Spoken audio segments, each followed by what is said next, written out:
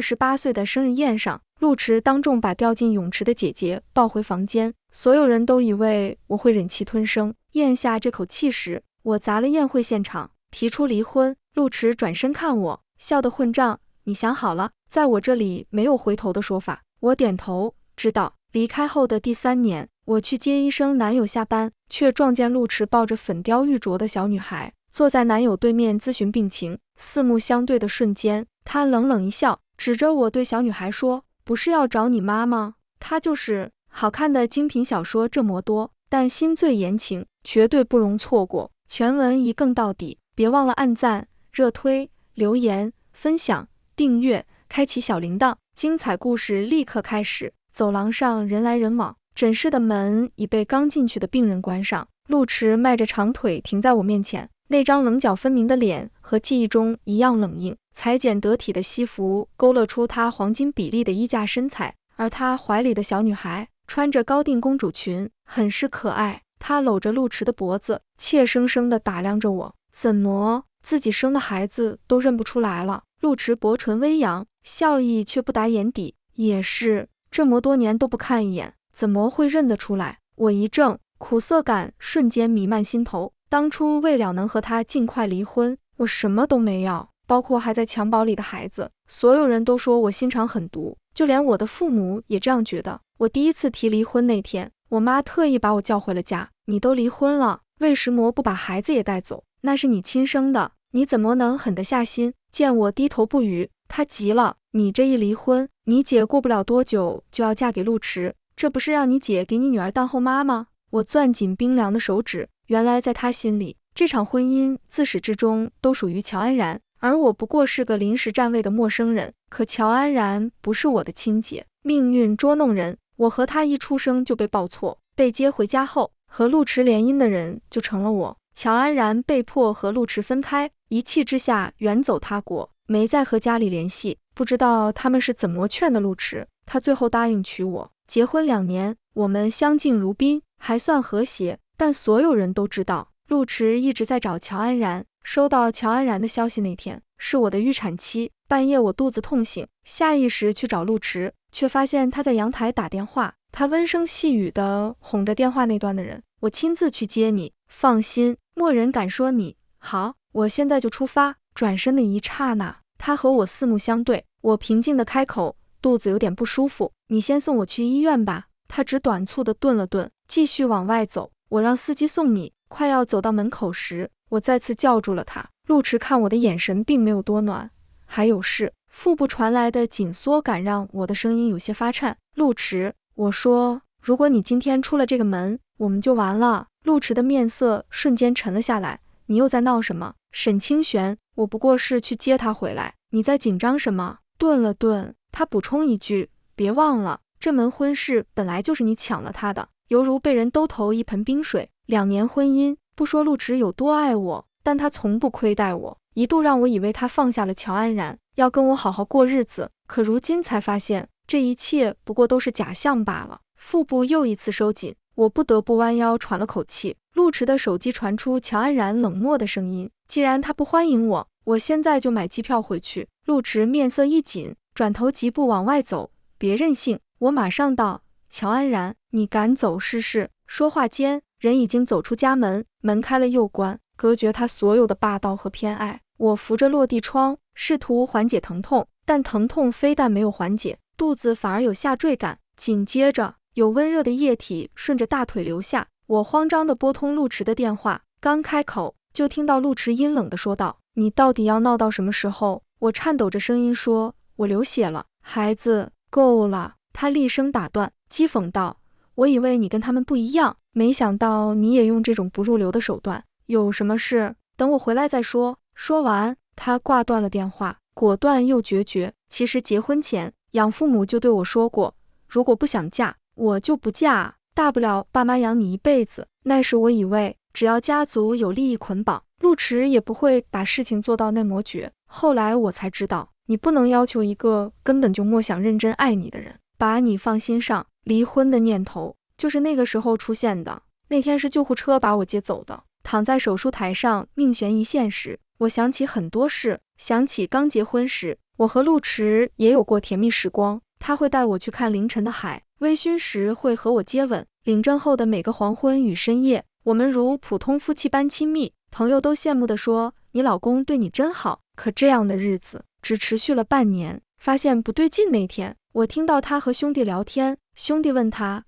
你这么高调秀恩爱，是想逼安然回来吧？不过好像没什么效果。陆池倚着栏杆，唇边挂着一丝嘲弄，那就看他能忍到什么时候。不过你老婆条件挺不错，你真没动心。陆池抿口酒，轻蔑一笑，不过逢场作戏，不至于动心。他眼底的无所谓，在往后日子里一次次刺痛我。我试过和他冷战，他那么敏感，总能第一时间察觉我不对劲，然后低声下气哄我，哄着哄着，我也开始自我安慰，他放不下乔安然，只是不甘心罢了。要是他能一直假装对我好，我也能陪他演下去。那时的我不懂，时间不是解药，重逢才是。手术快结束时，医护人员突然忙起来，意识逐渐模糊时，我又想起那件事。我跟陆池婚事确定后，乔安然闹过绝食，最后低血糖晕过去。那个雨夜，陆池抱着他冲进急诊室，白衬衣被淋透，都浑然不觉，只顾紧攥他的手，一遍遍喊安然。我拿着缴费单跟在后面，看着他颤抖着从口袋摸出水果糖，小心剥开糖纸，塞进他苍白唇间。当时我站在输液架旁，看着他俯身时露出的后颈，汗水和雨水交织滑落。那天他胃痛得直冒冷汗，却因乔安然离不开人，咬着牙在急诊室守了一整夜。而我羊水栓塞命悬一线，他连电话都不接。喜欢归喜欢，但太卑微的爱，我不要了。许是上天怜悯，我最终惊险活下来。从 ICU 出来已是5天后，还没见到陆池，就从管床护士那听到他的事。原来我在手术台上生死挣扎时，他在给乔安然接风洗尘，还为他准备了一场烟花盛宴。漫天绚烂烟花下，两人相视一笑，深情又克制。在这段婚姻里，我原谅了太多不该原谅的事，以为这样就能幸福，后来才明白，他早就预设了结局，不管我怎么做都不可能幸福。所以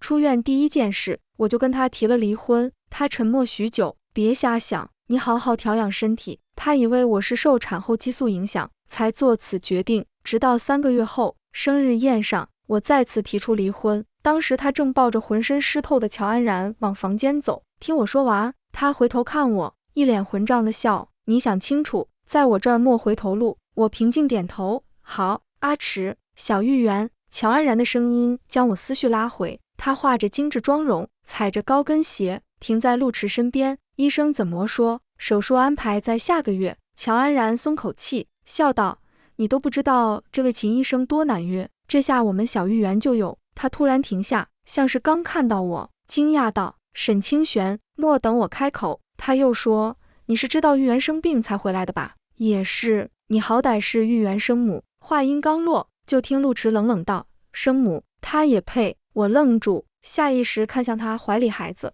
却发现他眼中藏着我不敢面对的失落与哀伤。那一刻，胸腔旁幅被揉进一把碎玻璃渣，密密麻麻的疼痛瞬间蔓延全身。其实陆池一开始答应让我带走孩子，但他反悔了。我质问他为何反悔，男人慵懒地坐在沙发上，长腿随意伸展，安然怕身材走样，不想生孩子。我愤怒地说，那是我的孩子，也是我的孩子，你放心，安然会把他当亲生的。我不同意，他就用各种手段逼我，不管他怎么说，我都不松口。最后他目光冷冽地看着我，沈清玄，别忘了你养父母一家的工作怎么来的。那一刻，我突然明白，自己根本没能力跟他抗衡。僵持之际，乔安然扯了扯陆池的衣角，试图缓和气氛，要不大家一起吃个饭，正好联络感情。阿池，你觉得呢？陆池目光冷冷扫过我，眼神透着疏离，我可没兴趣跟前妻叙旧。说完，转身大步离去。乔安然追了几步，又折回来，你这次回来，该不会是想跟我抢小玉园吧？不是，我回来是准备结婚的。他轻呼一声，你要结婚了？也怪不得他惊讶，我跟陆池离婚都2年了，他们到现在都还没领证办婚礼，而我却又一次走在了他前头。可他却一反常态，长舒一口气道，恭喜你啊，日子定了下个月初8。他迟疑了会儿，又问，这事你还莫跟爸妈说吧，要不问问他们的意见再说吧。然而当晚我就接到父母电话，让我回家一趟。一进门，我妈就沉着脸质问：你还回来干什么？当初走的时候不是挺硬气，说再也不回来吗？还有，你要跟谁结婚？对方家境如何？人家知道你结过婚还生过孩子吗？曾经我以为家是温暖的港湾，可这些年我经历的风风雨雨却都源自这个家。天下父母大多盼着孩子好，唯独我的亲生父母专挑我的伤口撒盐。尽管早就知道他们不待见我，可听到这些话，我还是忍不住眼眶泛红，心口像是被巨石压住，喘不过气来。见我不吭声，乔安然赶忙拉住我妈，话却是对我说的：清玄，你就说句话呀，妈也是为你好，要是对方不知道你的情况，还是早点坦白为好。我嘴角勾起，语气满是嘲讽，别把他跟你们混为一谈，你们没资格。话音刚落，父母同时大声呵斥：你说什么？你再说一遍。与此同时，陆池的声音传来：出什么事了？顺着声音看去，只见陆池站在楼梯转角，牵着小玉圆。乔安然赶忙迎上去，自然地接过玉圆的手，对陆池说：阿池，清玄要结婚了。陆池的声音依旧淡漠：哦，恭喜。乔安然接着说：我也是这么恭喜他的，祝他找到真爱。对了，清玄，你今天怎么没把男朋友带回来？吃饭就不用了，他很忙。我拿出请柬放在茶几上，这是我们的请柬，来不来随你们？还有，以后没事别叫我回来了。转身往外走时，和小玉圆对上了视线，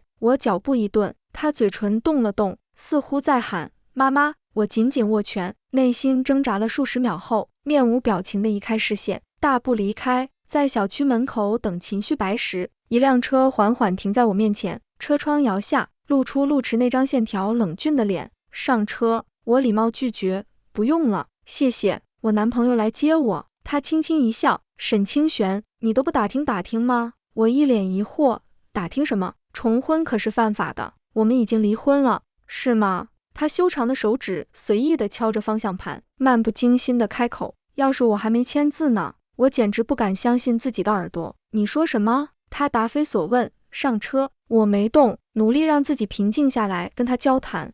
魏石魔不签字。陆池一只手搭在车窗上，模样慵懒又无赖。想知道，那就上车。都说这世上有些人的爱只有3分，却非要装出7分，让你深陷其中。陆池就是这种人，明明已经离婚，却还摆出一副受害者姿态。陆池，我直直地看着他，你该不会是放不下我吧？话一出口，他深邃的黑眸闪过一丝惊愕，很快就消失不见，取而代之的是满脸讥讽。你也配？哦，那你魏石魔还不跟乔安然结婚？他似笑非笑，眼神依旧冷漠。不装了。我一愣，什么？前段时间到处打听我和乔安然什么时候领证，难不成不是想跟我复合？我没有否认，前段时间我确实在打听他和乔安然的事，但并非如他所说，我不是想复合，而是打算夺回孩子的抚养权。因为不久前我收到一封匿名邮件，里面是乔安然和我生母的对话录音。乔安然说：妈，沈清玄都要2婚了，阿池怎么还不娶我？你说他是不是不爱我了？生母回答：他不爱你还能爱谁？你呀，别瞎想。乔安然又说：这3年他心思都在孩子身上，根本没怎么陪我。你傻呀，不会用点手段，实在不行就给他生个儿子，他肯定就不会再看那丫头一眼了。可我说过不想生孩子，那不是怕陆池和清玄旧情复燃才撒的谎吗？听我的，赶紧给他生个儿子，母凭子贵。乔安然被说服了，感慨道：还是妈妈对我好，当年我还以为沈清玄回来你们就会偏心他了。别瞎想，亲生的和自己养大的还是有区别的。录音到此结束。那个晚上我睁眼到天亮，最终下定决心，我要把孩子抢回来。回来之前我已经把一切都规划好了，唯独没想到陆池居然没签离婚协议书。你还有1分钟考虑。陆池打断了我的思绪，我看着他，你到底想干什么？他还是不正面回应。玉圆想去游乐园，明天我没空，你带他去。拒绝的话到了嘴边，却怎么也说不出来。陆池那双眼太毒，什么都瞒不过他。明天早上9点，别让他失望。第2天，我到游乐园门口时，陆池和玉圆已经到了。他熟练地把玉圆塞到我手里，看了眼时间，下午5点，我来接他。说完就走，脚步匆匆。我抱着玉圆往里走，你想玩什么项目呀？他眼睛又大又黑，眼神里却透着几分小心翼翼。想玩碰碰车，但是爸爸不让玩。听到孩子清脆的声音，我的心瞬间软了，轻声解释，你还小，玩碰碰车容易受伤，我们玩别的项目好不好？好。然而还没走2步，就被人拦住了，是乔安然。他提着蛋糕，笑容满面的走过来，阿池让我买了玉圆爱吃的蛋糕，你们带上吧。本来不想接，但看到玉圆眼中的欣喜，我还是接了过来。乔安然笑得更灿烂了，那你们玩得开心？后来每每回想起这一幕，我都恨不得撕烂乔安然那张脸。他明明知道玉圆对芒果过敏，却送来有芒果的蛋糕。抢救室门口，陆池和乔安然匆匆赶来，乔安然愤怒地指责我，你怎么能给他买芒果蛋糕？你不知道他芒果过敏吗？即便早就知道乔安然居心不良，可我没想到他居然倒打一耙，如此厚颜无耻。更没想到的是，陆池竟然相信了他的话，他白皙的脸上满是寒意，是你给他吃的，不是我。我抿紧嘴唇，蛋糕是乔安然送来的，他说是你。沈清玄，乔安然打断我今天一早就去舞团排练了，怎么可能给你送蛋糕？说着，他眼眶就红了。这些年都是我在照顾玉圆，怎么会不知道他对芒果过敏？就算你想从我身边抢走玉圆，也不能拿他的健康开玩笑啊！我想解释，却又不知从何说起。作为母亲，我连孩子芒果过敏都不知道，才会眼睁睁看着他吃下芒果。我试图解释，刚要开口，却看到陆池那张冰冷的毫无温度的脸，眼中毫不掩饰的厌恶。曾经他就算再不喜欢我，也从不会表露厌烦，这还是第一次。心底像是被狠狠刺了一下，密密麻麻的疼痛挥之不去。解释的话到了嘴边，又咽了回去。说什么呢？怎么说呢？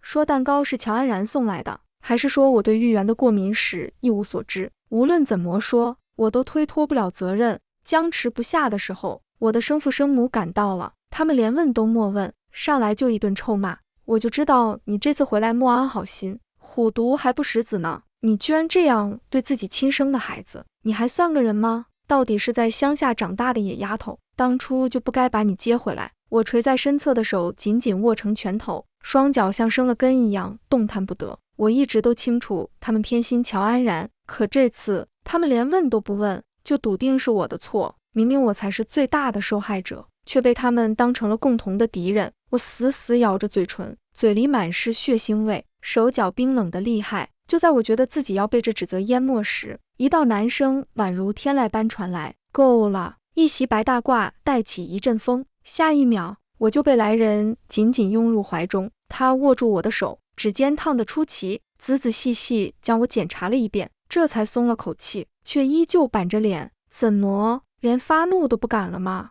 我揪着他的衣角，在他出现的那一刻，所有的委屈如潮水般涌了上来。玉圆还在抢救，我声音哽咽，几乎说不出一句完整的话。他吃了乔安然给的蛋糕，我知道。他的声音沉稳且坚定，我看到监控了。就这一句话，在场众人脸色瞬间各异，其中乔安然的脸色最为难看，但他很快镇定下来，勉强挤出一丝得体的微笑。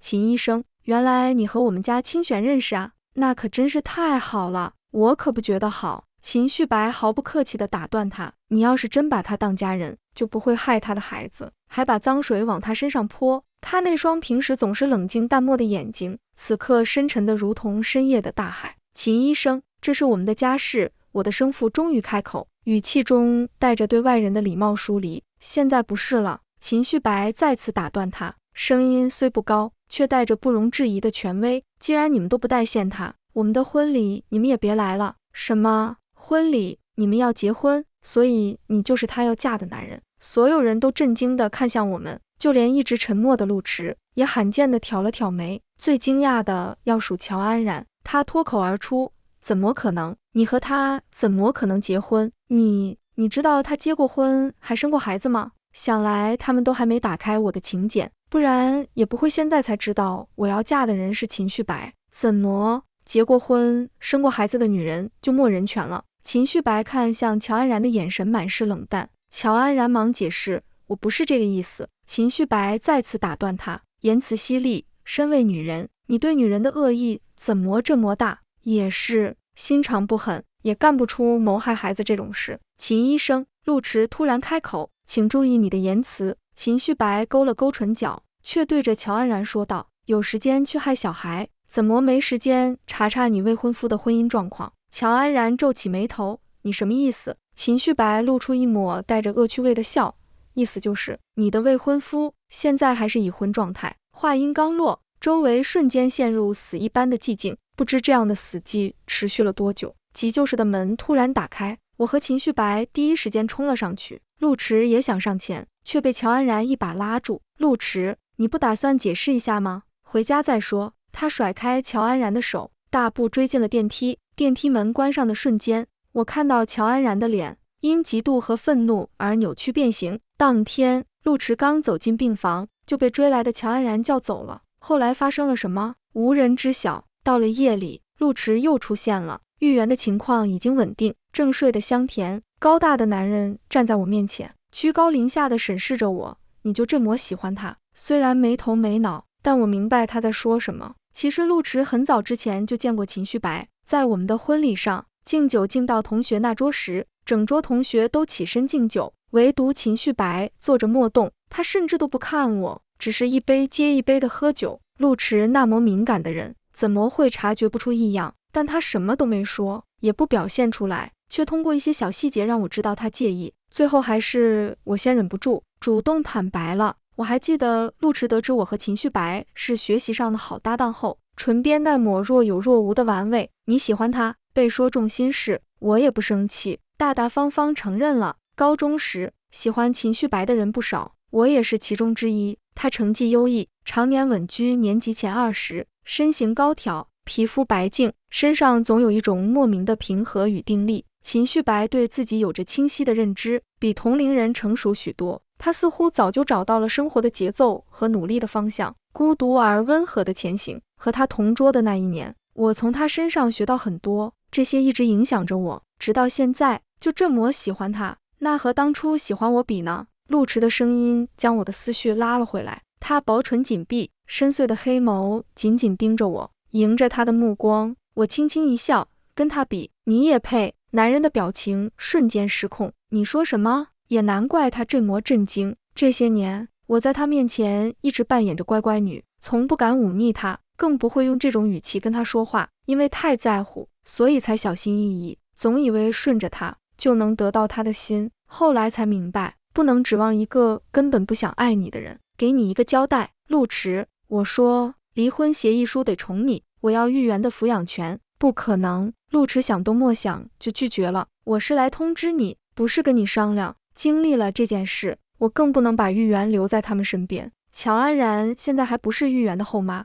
就敢故意伤害玉媛。要是他们结婚住在一起，我不敢想象玉媛会遭遇什么。所以，无论付出什么代价，我都要争取到玉媛的抚养权。陆迟意识到我不是在开玩笑，脸色瞬间阴沉下来。你想让我女儿管别人叫爹？天底下哪有这种好事？我皱起眉头，玉媛也是我的女儿，而且旭白是儿科专家，能更好的照顾你。做梦！陆迟一字一顿，声音阴冷。既然这样，那就别离婚了。你说什么？我几乎怀疑自己听错了。他冷冷一笑，不是舍不得孩子吗？那就给孩子一个完整的家，别离婚了。你疯了吗？我气得浑身发抖，不敢相信他会说出这种话。他深深地看了我一眼。明天下午我来接你们回家。陆迟，你到底想干什么？他对我的话充耳不闻，看了看玉媛的状态，转身大步离开。我笃定陆迟是故意说这些话来气我，毕竟乔安然才是他一心想娶的人。可直到乔安然气势汹汹地到医院来质问我，我才知道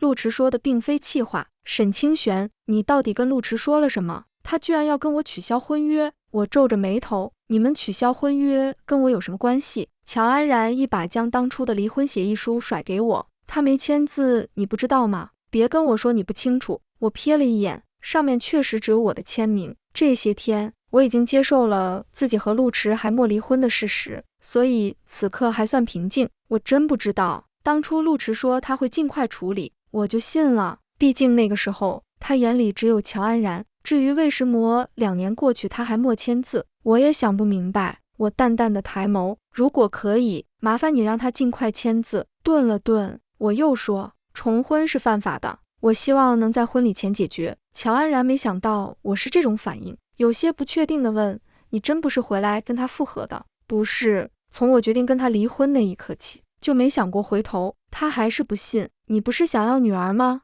他不离婚，你不就能和女儿一起生活？乔安然，我们合作吧。乔安然没说话，只是目不转睛地打量着我，仿佛要把我看穿。过了好一会儿，他终于松口，怎么合作？这就得看你有什么手段了。你放心，只要他愿意签字，我立刻带着玉媛离开。我凭什么相信你？我笑了笑，就凭你不想给我女儿当后妈？他的脸色变了好几回，许久，他才说成交。一言未定，送走乔安然，我就带着玉媛离开了医院。一路上，玉媛睁着她那双大眼睛看着我。在她第8次问我要去哪里时，我把车停在路边，认真地问她，小玉媛，你想不想跟妈妈一起生活呀？她好奇地反问，玉媛能跟妈妈一起生活吗？当然能呀。那以后还会不会分开呢？不会啦，永远都不会分开。玉媛笑的眼睛都眯成了缝。那我要跟妈妈一起生活，永远不分开。我松了口气，叮嘱她，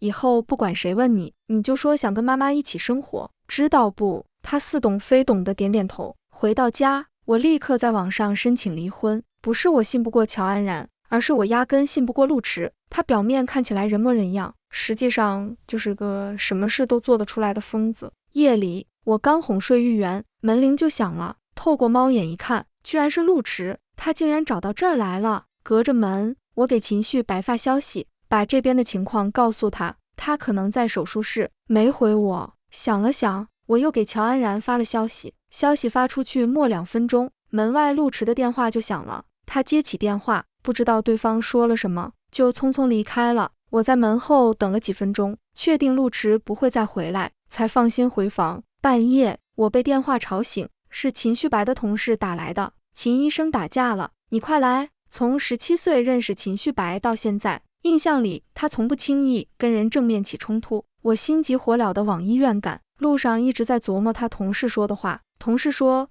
那个陆总来找他，什么都没说就动手。秦医生一下都莫还手，然后就进医院了，下手可真狠，把他打的，哎，你去了就知道了。我没想到陆池也在医院，刚要推门进去，就听到陆池的声音传来，为了这么个女人，值得吗？过了好一会儿，秦旭白才开口，知道我为什么不还手吗？因为这样，他争取抚养权的机会就更大。陆池冷笑一声，他到底有什么魅力，值得你这么做？秦旭白不回答，反而问道，当初他收到的那个录音，是你发的吧？你以为他只是闹脾气离家，拖了这么多年不离婚，他就能回心转意？紧接着，他语气里带了点幸灾乐祸，陆总，哄老婆可不能隔夜，更何况你这都隔年了。陆池脸色铁青，却一句话都莫反驳。他离开的时候，我躲进了隔壁病房，等他走远了，我才走进秦旭白的病房。看到我，他下意识想躲，没地方躲，就心虚地问我，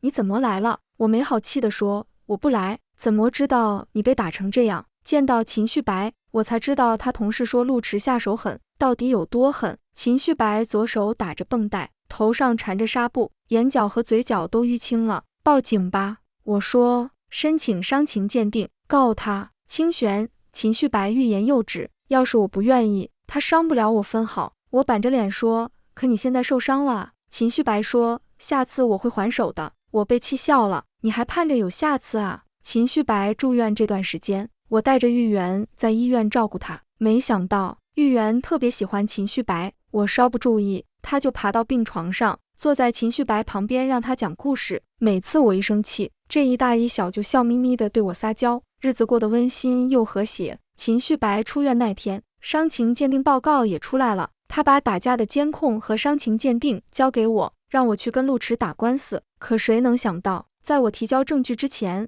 陆池先让人送来了离婚协议书。协议书内容和之前那份不一样，添加了抚养权归属和抚养费相关条款，金额那一栏空着，让我随便填。协议书最后，陆池已经签好了字。我不知道陆池为什么突然改变主意，但他愿意协议离婚，倒也省了我的事。1个月的冷静期，说长不长，说短也不短。办理手续那天，我见到了陆迟，他收拾得干干净净，跟领证那天一样，穿着一套黑色西装。看到我和秦旭白带着玉媛一起来，他先是一愣，然后看向玉媛，玉媛开心地跟他打招呼：爸爸。大白爸爸说我过2天就能出院了。没错，在这个冷静期里，玉媛完成了手术，是秦旭白亲自操刀的，手术很顺利，玉媛恢复的也很好。只不过陆迟只在玉媛手术那天去了医院，之后就再也没去看过她。陆迟想抱抱玉媛，但手伸到一半又缩了回去。秦旭白见状对我说：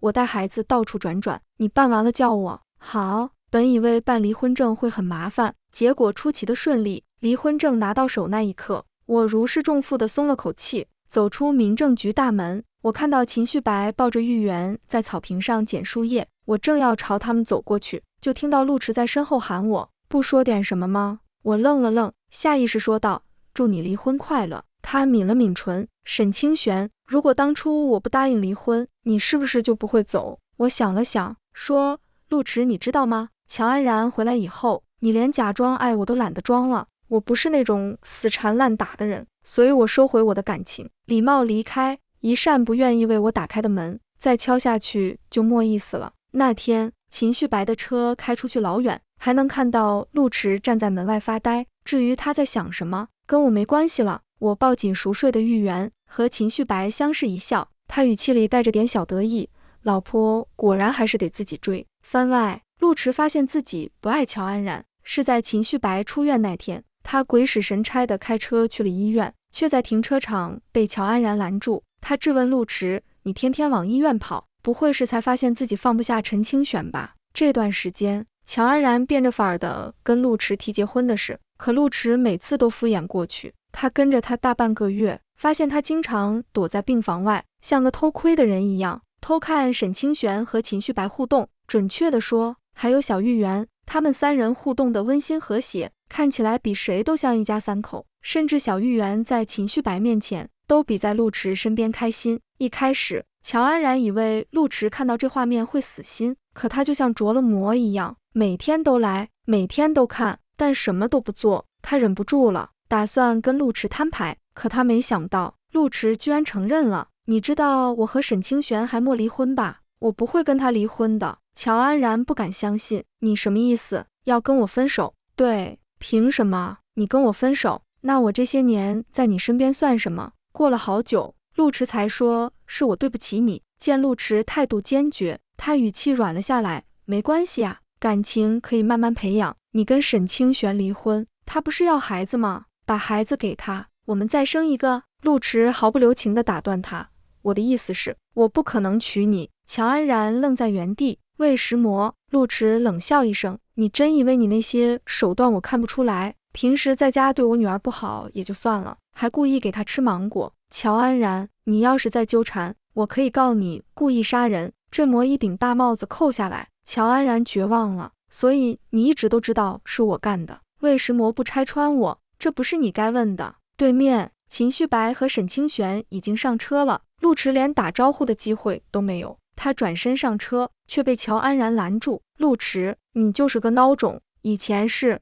现在还是。以前你要是敢跟家里反抗一下，跟你结婚的就是我，可你没有。2年前，你要是敢面对自己的心，也不至于跟沈清玄错过。就算你现在想用结婚证留住沈清玄又怎样？他的心早就不在你这儿了，你就是个可怜虫。那天，陆迟喝了一整夜的酒，酒醒后，他决定放手了。秦旭白和沈清玄婚礼结束后，他们一家3口就搬离了这座城市。而陆氏集团总裁陆迟此后没再娶妻，他的兄弟劝他，迟哥，人家都结婚生子了，这么多年，你也该放下了。男人眼眸泛红，满心痛苦，你让我怎么放得下？他们在一起的2年，他以为只是逢场作戏，却没想到，他的一颦一笑，早就刻在了他骨子里。午夜梦回时，他眼中的绝望和心碎，一次次刺痛他。全文完。第2个故事，京圈太子爷在校园网上发了条帖子，女朋友脾气大，给他找个小跟班，负责买饭取快递，哄他开心，1个月10万。帖子一发，整个学校的女孩一哄而上，有想要钱的，也有想近水楼台取而代之的，轮到我时，齐燕眯了眯眼睛，有点倦怠。鞍前马后，任劳任怨，能做到吗？哦，对了，再加一条，千万不要对我有别的心思。我答应了。可后来，我官宣恋情那晚，他却又把我堵在墙角，一字一顿地问：他比我有钱吗？比我对你好吗？你就想跟他在一起？好看的精品小说这么多，但心醉言情绝对不容错过。全文一更到底，别忘了按赞、热推、留言、分享、订阅，开启小铃铛。精彩故事立刻开始。齐燕提前预付了我3个月的工资，总共30万。她连眼睛都没眨一下，她只是跟我说：我打听过了，你家里条件特殊，这些你先收着。她说的对，我爸妈走得早，是我外婆把我养大的。可前段时间外婆出了车祸，现在还躺在医院，每天的住院费像巨石一样压在我身上。我抿了抿唇，谢谢，我一定会做好这份工作的。她挑眉，语气吊儿郎当的。那当然，江若薇可是我祖宗，你好好伺候着，好处少不了你的。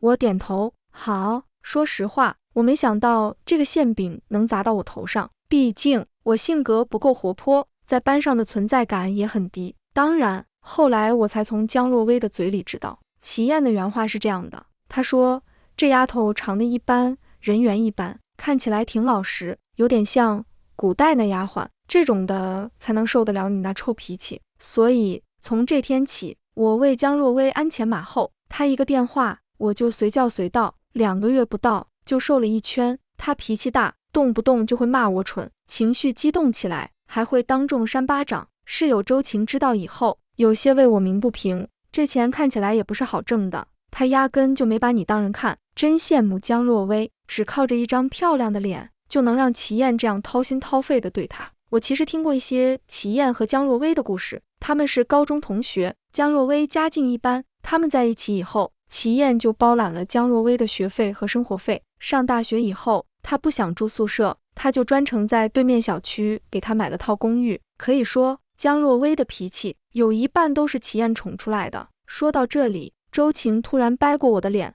看了看，傅宁，你去化个妆，再把刘海梳上去，肯定比江若薇好看，也找个富二代男朋友，就不用受这份罪了。当然，我不觉得这是在受罪，那可是30万。我这辈子都没见过这么多钱。如果说现在的我有什么愿望，那一定是希望齐燕和江若薇这对金童玉女能好好在一起。可第2天我就得到了一个噩耗，他们吵架了。江若薇把公寓的东西砸了个遍，然后把我叫过去，把这些收拾了，然后再给我做点东西吃。我连忙去做了，做到一半，我的手机响了，我打开，齐燕给我发了条消息：你在他那？他怎么样？我看了眼不远处的江若薇，她刚洗了澡，这会儿正坐在沙发上敷面膜，面前的平板上正在放最近很火的一部偶像剧。我斟酌片刻，给她回复：要不你来哄哄她，我希望他们可以和好，不然我随时会有失业的风险。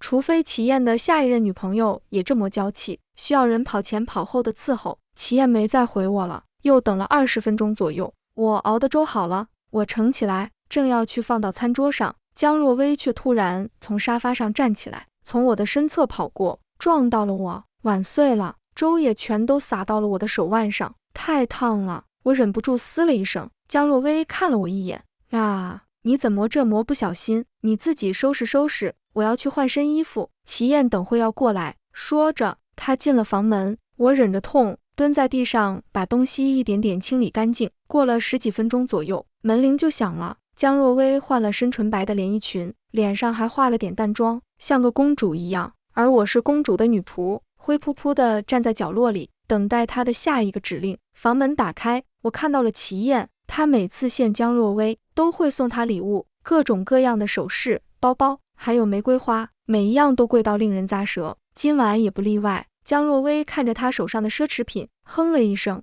你还知道过来啊？齐燕站在门口哄她，轻笑着去亲她的侧脸，那可不，不管怎么样，都不能让你生闷气，是不是？她的语气很温柔，跟平时在学校里的那个齐燕大相径庭。其实我老早就见过齐燕，听说她家财大势大，身边总是簇拥着一群朋友。大一开学那会儿，我在 KTV 兼职，那种地方什么人都有，有人硬拉着我喝酒，是齐燕挡在我身前，冷声说：“欺负一个小姑娘，你还算男人吗？”真没想到，面对江若薇时，她竟如此低声下气。默一会儿，齐燕进了门，江若薇看到我：“你回去吧，这儿用不着你了。”说完挽着齐燕胳膊，头靠她肩上，指着桌上饭菜：“这都是我做的，怎么样？看着不错吧？”我站在那，轻轻掐了下掌心。其实我早习惯了，这2个月，江若薇让我织过围巾，做过甜点，写过情书，最后到齐燕那，都成她亲手做的了。齐燕抬眼，目光落到饭菜上，摸摸江若薇头发，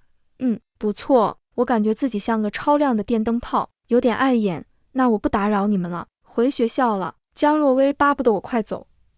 我点头，正要从他俩身边走过，齐燕却突然叫住我：“那个谁，楼下等着，我送你回去。”江若薇一愣，有点生气：“什么意思？你不留下来陪我？”齐燕哄他：“我还有事，乖，明天带你吃海鲜。”江若薇嗔怪地看他一眼，踮脚凑他耳边说悄悄话。我很自觉，先下了楼，等了大概20分钟，齐燕才下来。她衣领微长，脖子上有块红印，看着有点暧昧。我只看一眼就移开视线。上车后，齐燕又给江若薇发了几条消息，发完放下手机，侧头看了眼我的手腕，微微挑眉：“刚才就看到了，说怎么回事？”我愣住，没想到他会注意到，但我哪敢说这是你女朋友干的，他肯定不信我，搞不好还让我丢工作。我忙说：“没事，不小心烫的。”齐燕也莫再追问，叹口气：“我带你去医院。”医院多少钱啊？就我这经济状况，根本去不起。我赶忙拒绝：“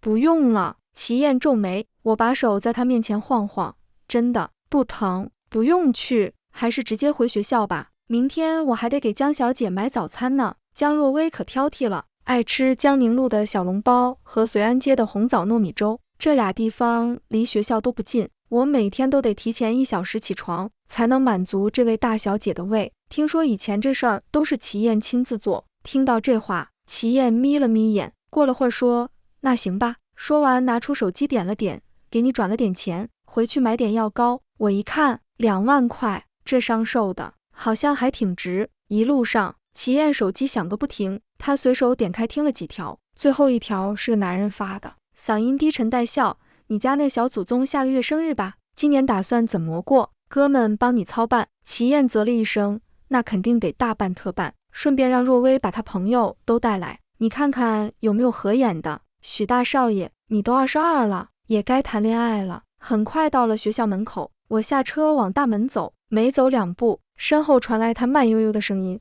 这段时间辛苦你了，以后要是有什么难处，直接跟我说。”我愣住，我20岁，为了生活，在饭店刷过盘子，送过外卖，还当过酒店前台，每天麻木地熬着，见过各种雇主，可从没遇到像他这么好心的。我没回头：“好，谢谢。”隔天下午，我跑去医院，缴了费用，陪外婆聊了会儿天。她说话含含糊糊，不过我听懂了。她问我哪来的钱，还给她请了那么贵的护工。我回她：“别担心，好心人多，大家都帮我呢。”话刚说完，江若薇电话就打过来，给我送件外套，地址发你了。一看是酒吧，我赶忙应下。到地方才发现齐燕也在，他俩正做一块丸头子。江若薇接过外套，随口说：“你自己找地儿坐。”我应好，找了个位置坐下。这时辅导员发消息让我去办公室，我起身走到江若薇面前，准备说一声，结果周围突然黑了，停电了，人群一下子乱起来，我差点被挤倒。就在这时，一只手稳稳扶住我，拉着我往人群外走。他力气超大，我几次想让他松手，可周围太吵，他压根听不见。也不知过了多久，那男人才松手，一把将我揽进怀里，蹲下身子，鼻尖蹭了蹭我额头：“吓到了吧？”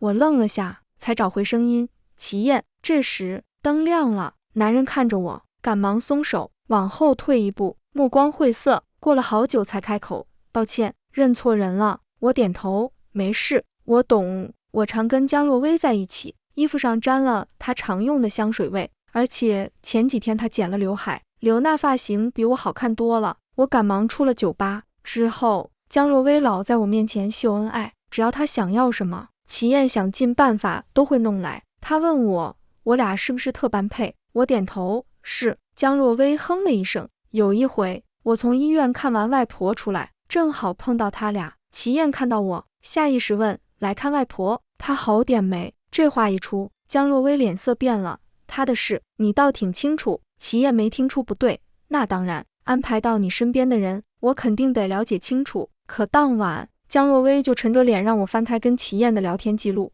其实也没什么，除了转账就是她交代的关于江若薇的事。看完，她把手机递给我，过了会儿，她说：“傅宁，把齐燕微信删了，我去跟她解释。”我沉默片刻，当着她面删了齐燕微信。她看着我，这才对吗？你们本就不是一个世界的人。确实，要不是因为江若薇，齐燕这辈子都不会知道我叫什么。从那以后，只要齐燕可能出现的场合，江若薇都不叫我。我和齐燕私底下就见过一次。那天我帮江若薇取快递，她买太多，我跑了好几趟，最后一趟时，胳膊酸得不行，身上也出汗了。路上莫注意，俩快递掉地上，我正准备捡，有人蹲下捡了起来。男人看了看快递盒上的名字，你回学校吧。我拿给他，我摇头，不用，我自己来。他抬眸，漫不经心看我一眼，你把我微信删了。我手一抖，快递差点又掉了。江若薇不是说她会解释吗？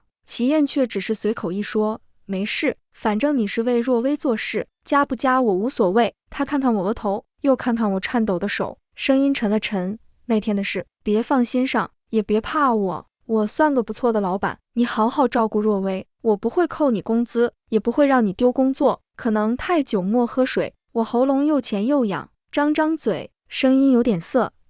知道了。很快，江若薇生日到了，齐燕说到做到，帖子发的到处都是。即便这样，参加宴会门槛还是很高。齐燕也给我发了一张，这次江若薇很大度，一起去凑热闹。宴会前一晚，她拉了个群，里面都是她玩得好的女性朋友，我见过几个，都漂亮，家里又有钱。我听到他们聊天，许家那位这次也在，你们可得抓住机会，被他看上就真发达了。可听说他都没谈过恋爱，能看上我们吗？江若薇笑了笑，放心，齐燕会帮忙。再说，他难不成还能看上我那小跟班？这话一出，姑娘们都笑了。其实我仔细看过她，打扮一下也是个美人。得了吧，就她，整个一土包子。我突然想起那天在齐燕车上听到的电话，齐燕那哥们，希望他眼光好点，别看上这些女的。所谓名门千金也就那样。生日宴当天，我跟江若薇一起去的，地点是齐燕家的别墅，那地方超大，她布置得很用心，光她送的礼物就摆了好几排。我自觉暂时没事，准备找个地儿坐下。这时，场子里突然有人惊呼：“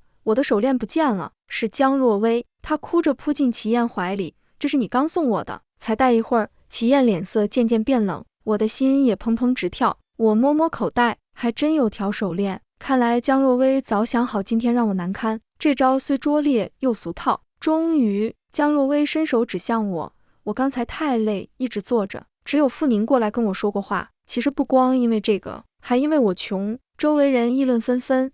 听说这是齐少请照顾女朋友的，月薪10万还不知足，居然偷东西。是啊，看着就寒酸。不是我听到自己声音在抖。齐燕目光落到我身上，不再温和，带着审视。要是你拿的，拿出来，这事就算了，关键是我还真能拿出来。就在这时，有人从人群中站出来，不动声色拿走我手中手链，握在掌心，笑着，语气懒洋洋：“这不在这吗？掉花盆后边被我捡到了。你们一群人难为一个小姑娘，不太好吧？”齐燕愣住，看我一眼，目光有点沉，过了好一会儿才笑：“许大少爷，来迟了，自罚3杯。”许今年。原来他就是江若薇那些朋友等的人。出了这闹剧，我自然待不下去。看着不远处被众星捧月的江若薇，我走出别墅，给他发消息：“谢谢你给的这份工作，帮了我很多。要是想辞退我，直说就行，何必用这种手段？大家都难堪。到今天刚好工作3个月，两清了。外婆病情已经稳定，那笔钱够他出院。以后我多做几份兼职就是。”直到第2天，我才收到江若薇回复。没了小跟班身份，我又回到以前生活，找了好几份兼职，除了上课，几乎不在学校。本就不是一个世界的人，我跟齐燕他们再没见过面，但我听说齐燕又在网上发帖子，还是给江若薇找跟班，月薪涨到15万，每天无数女孩去应聘，室友周晴也去了。她知道齐燕评价我的话，这回学着我，专门剪了刘海，素颜打扮的老实憨厚，任劳任怨。毕竟1个月15万，谁不心动？她回来跟我说，你知道吗？齐燕加我微信了。我正网上接单子，帮人做 PPT， 随口问，她决定录用你了。我也不清楚，不过在我之前，齐燕见那些女孩都一脸不耐烦，脸色冷冰冰。到我时，她指着我背的包问哪来的，我说是室友送的。她盯着包看了好久，突然笑了一下，让我加她微信。难不成她也喜欢这包？哪买的啊？宁宁，我也买一个。我愣住，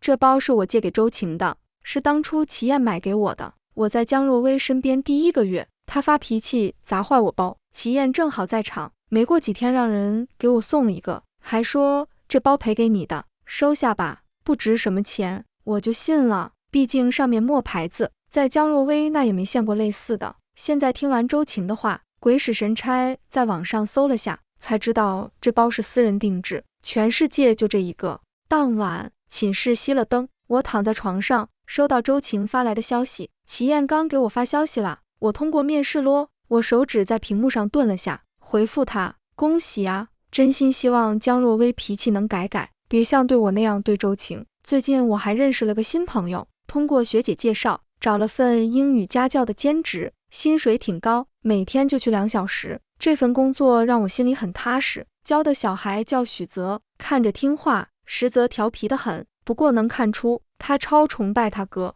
老师念叨，我哥超厉害，刚毕业就在外头创业，赚超多钱，好多漂亮姐姐喜欢他，我哥还长得超帅哦。可惜啊，那些姐姐他一个都瞧不上。许泽住在寸土寸金的别墅区，一看家世就非富即贵。听保姆说，这别墅是他哥自己买的。许泽正值叛逆期，不愿回许家老宅，成天赖在这。这位许先生前段时间出差了，连面试我都没露面，全程是他助理负责。许泽突然说，傅老师，要不我把你介绍给我哥当女朋友？我忍不住笑，快做题。他不罢休，立刻掏出手机打了通电话，哥，你什么时候回来？我给你介绍个女朋友，就是你给我找的家教老师，脾气好又有耐心。电话那头沉默片刻，你哥，我有喜欢的姑娘了，别瞎操心。说完就挂了电话。许泽不屑地切了一声，好心当成驴肝肺，我没把这事儿放心上。过了几天，我正给许泽讲题，门铃响了，许泽赶忙跑去开门。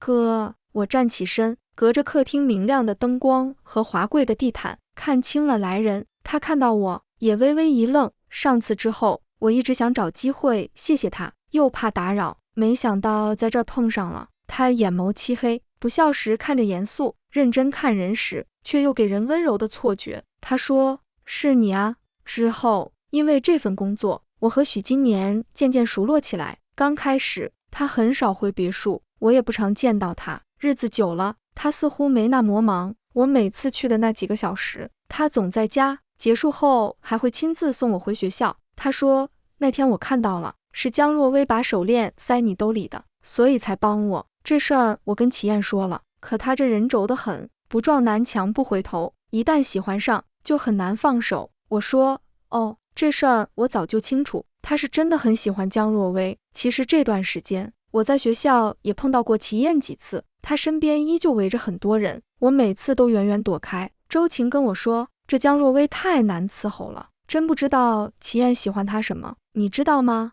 他俩最近在闹分手，我还隐约听到你的名字，离得远，没听清说什么。宁宁，你现在漂亮好多，比江若薇还好看。前段时间许今年有场商业晚会，缺女伴，他请我一起去，还会付我报酬。他让人专门给我做造型，做完后他盯着我看了好久，好看，我也觉得不错，而且快实习了，为找份好工作，在这方面多下点功夫也应该。周晴吐槽完，指了指桌上袋子，玉芳阁的甜品可贵了，齐燕让我拿回来分给室友。不得不说，他还挺大方。我看了眼，没去拿，最近甜食吃太多，腻了，不想吃。许泽年纪小爱吃甜食，我每次去，他都投喂我不少，真有点吃腻了。说起来也怪，周晴给江若薇当跟班这段时间，齐燕隔三差五就让他带东西分给室友，奶茶、甜点，甚至首饰。以前他可不这样。齐燕和江若薇真分手了，具体原因没人知道。听说他俩大吵一架后，齐燕给了江若薇一笔钱，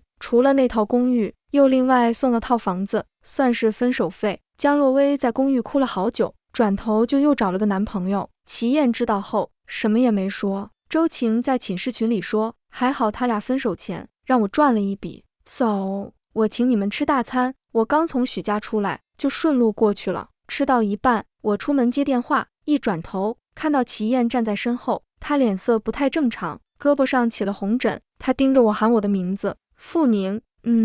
我应道。她歪头笑笑，意味深长，好久不见啊。说着，她抿抿唇，朝我走来，不知怎么的，身子突然前倾，一下栽倒在我身上。我这才发现她身子烫得厉害。她开口，呼吸喷在我颈前，声音很低，不好意思，我好像过敏了。这人没办法，我赶忙扶着他下楼，打了辆车去医院。等忙完这一切，我才松了口气。齐燕躺在病床上，窗外阳光洒进来，她静静地看着我。过了好一会儿，她开口，那天误会你了，一直想找机会跟你道歉，可你每次见我都跟陌生人似的，你变了很多，挺好的。我说没事，我没怪你，其实要不是他，我现在日子肯定不好过。我们不算熟，这会儿周围又没别人，我都不知道说什么。医生说你芒果过敏，以后别吃了。他点头，知道了，就是突然想试试，看过敏疼还是失恋疼。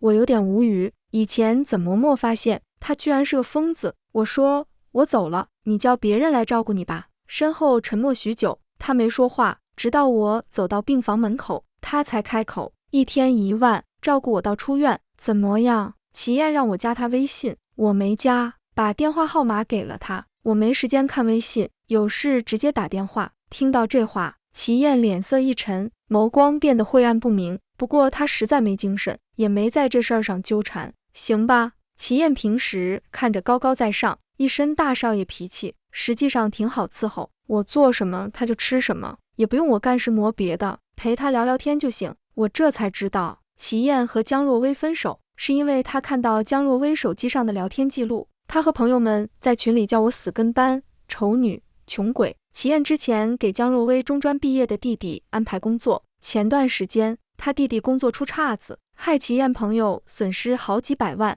这些损失都得齐燕来赔。可江若薇还不满足，要齐燕出钱给江家父母在市中心买套房，所有是凑一块。齐燕累了，齐燕吃了口面前的粥，她以前不是这样的，很努力，很坚韧，不知道什么时候起变得这么刻薄刁蛮。其实也怪我，用金钱和权力把她捧得太高。我沉默了一会儿，人都会变，这是他的选择，跟你没关系。齐燕愣了愣，喝粥的动作慢了下来。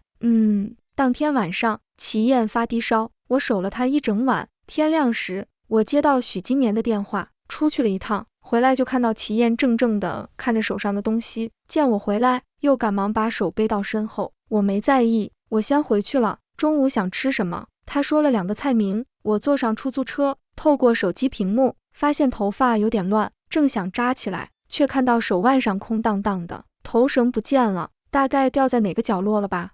到了第5天，医生说齐燕身上红疹全好了，可以出院。我一听，松了口气，说我去帮你办手续。我刚起身，齐燕一把抓住我手腕，我还没好，我觉得奇怪，怎么会？医生都讲了，你……齐燕紧紧盯着我的脸，固执的重负，我不舒服，再等2天，就2天，他都这么说了，我只好点头。哦，大少爷想在医院待着，那就随他呗，我还能多挣2天工资。但他住院这事还是传开了。第2天我去的时候，还没进门，就瞧见屋里站满了人，许金年也在。我看到桌上堆满了各种粥，我想了想，给他发消息，我还有事，今天不来了。什么事？咖啡店有事，苏学长找我。我兼职的咖啡店里有个同专业的学长，昨天这苏学长给我打电话，正好是齐燕接的，用这借口应该挺可信。发完消息，我正准备走，就听到屋里传来一声脆响，接着是许金年的声音：怎么啦？好端端的，摔手机干嘛？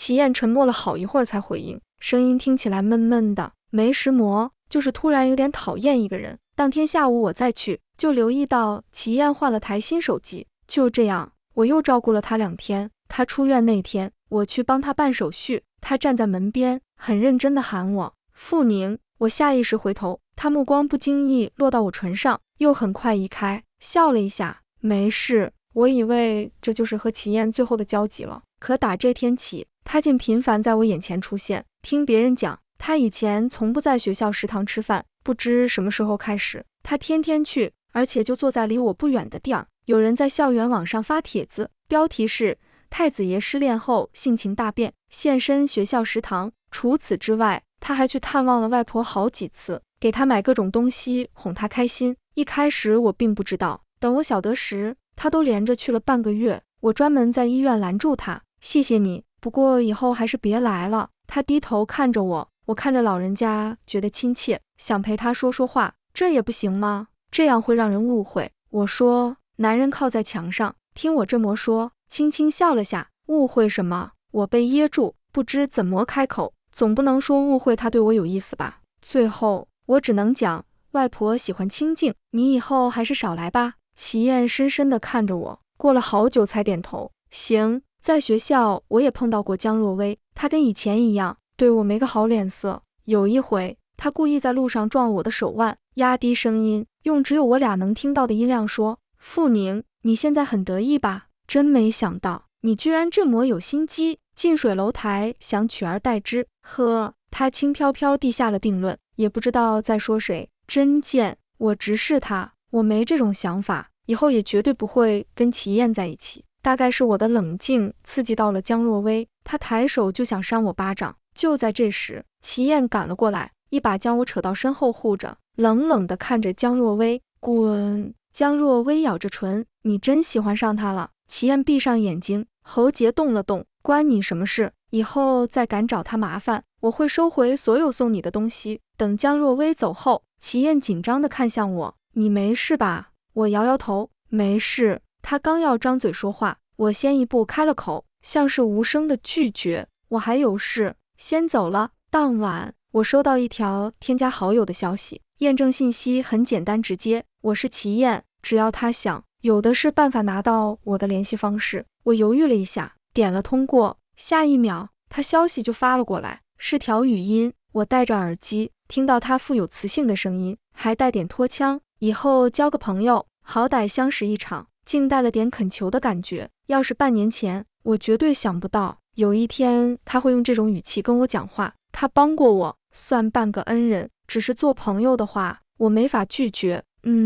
暑假时，我去了一家很有名的设计公司实习，感觉自己一直忙忙碌碌，但日子却越来越有盼头。外婆也出院了，身体越来越好，精气神十足。齐燕偶尔也会来看外婆，但很有分寸。进了屋，放下东西，只喝杯茶就走。有一次，临走前，她站在厨房门口，静静地看了我许久，然后开口，听说好多人追你。我切菜的手顿住，她消息还挺灵通，不知何时起，身边突然多了不少追求者，他们费尽心思跟我搭话，送花送礼物，我一概不收。没有的事。齐燕点点头，忽然笑了，行吧。她说，你再等等，好的都在后头呢。我慢悠悠抬眼，厨房灯光有点暗，衬得男人眸光晦涩。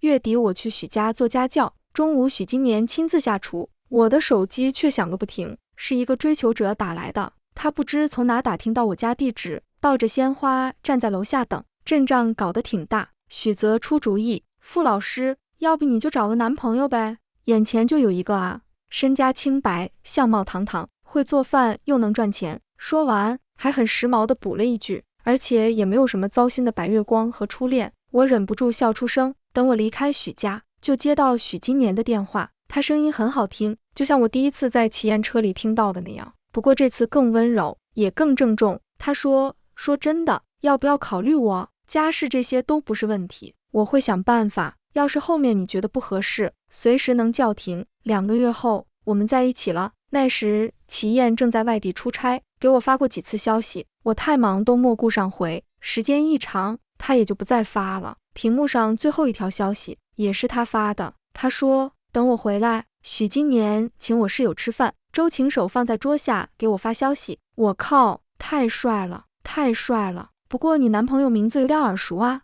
江若薇之前是不是还想把他朋友介绍给他？这要是让江若薇知道，不得气疯。不行，我得发个朋友圈。他随手拍了张饭桌照片，配文：宁宁终于交男朋友了，开心。过了会儿，又发了一条，对了，这是齐燕知道吗？我总感觉他对你有点不一样。我看到后抿抿唇，然后打字：没有的事，我早就说过，绝不会对他有别的想法。哪怕很早以前，我确实喜欢过他。当晚，我在小区楼下见到了齐燕，她手边还放着行李箱，一脸风尘地看着我。她眼眸漆黑，脸上没时磨笑意。男人开门见山：你谈恋爱了？我点头：是。齐燕冷笑一声，低下头，攥住我的手。他比我有钱，比我对你好，你就非得跟他在一起？他目光逼人，我往后退了退。他一步步靠近我，神情愈发冰冷。我喜欢你，傅宁，我追你这么久，你看不出来？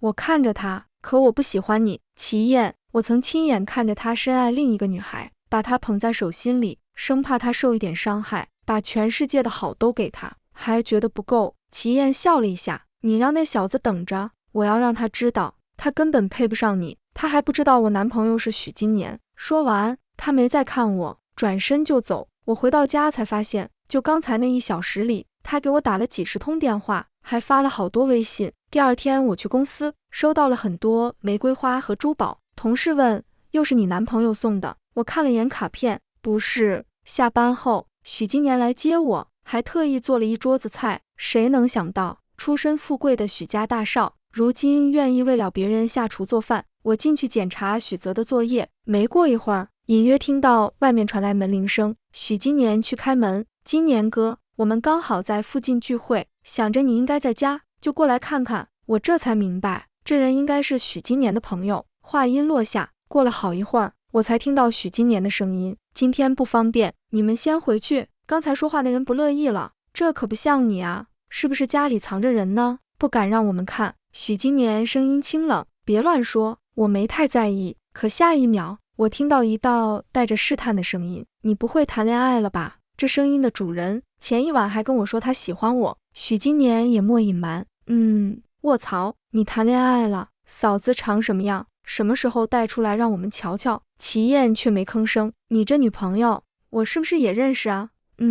话刚说完，外面突然传来拳头挥动的声音。我听到齐燕的声音，冷冰冰的：别跟老子说你女朋友姓傅。我这才想起自己外套还挂在外面，和昨晚是同一件。我赶忙跑出去，看到许今年头偏了一下，躲过了那个拳头。齐燕，你这是干什么？有什么不能好好说？齐燕冷哼一声：好好说，要不是我，你们能认识？说完，他死死地盯着我，冷笑：傅宁，我比他更早认识你，凭什么你选他却不选我？说完，他头也不回地走了。许今年转过头安抚我：没事。从这天起，他照常带我认识他的朋友，融入他的生活圈子。齐燕以前那么爱热闹，可只要是许今年可能出现的场合，他绝不再现身。渐渐的，圈子里的人都知道，这两兄弟为了一个女人闹翻了。毕业没多久，我就转正了。许今年特意叫了一群人给我庆祝。吃到一半，我去了趟洗手间，出来后，在外面看到一道身影，他个子很高，在走廊尽头抽烟。他喊我：傅宁，围巾、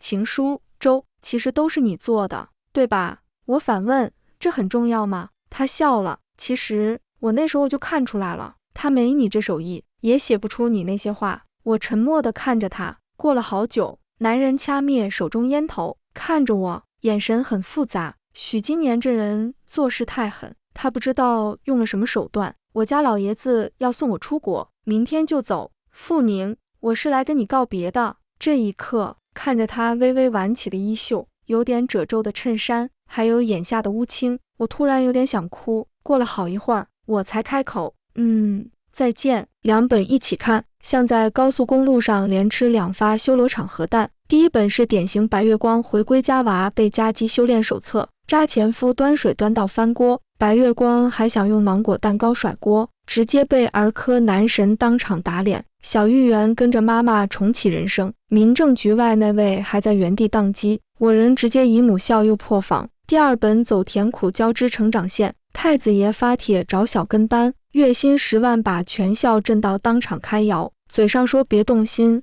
身体倒是很诚实。生日宴手链甩锅那段，我边吐槽边当场社死第二现场，还好许大少爷一出手反杀，脸面全就毁，直接把狗血喝成电解质。总结一下2本的爽点分工，一本是放生渣男加母女抱抱的清醒流，一本是工具人退位自己也能发光的翻盘学，梗密度高，反转快，阅读体感等于心跳加速版8点档，爽到我手机差点按下截图当传家宝。清玄，离婚快乐，别回头，芋圆跟大白爸爸等你把人生打到满级。傅宁，下次有人敢拿手链甩锅，直接回，抱歉，我只收定制款跟尊重。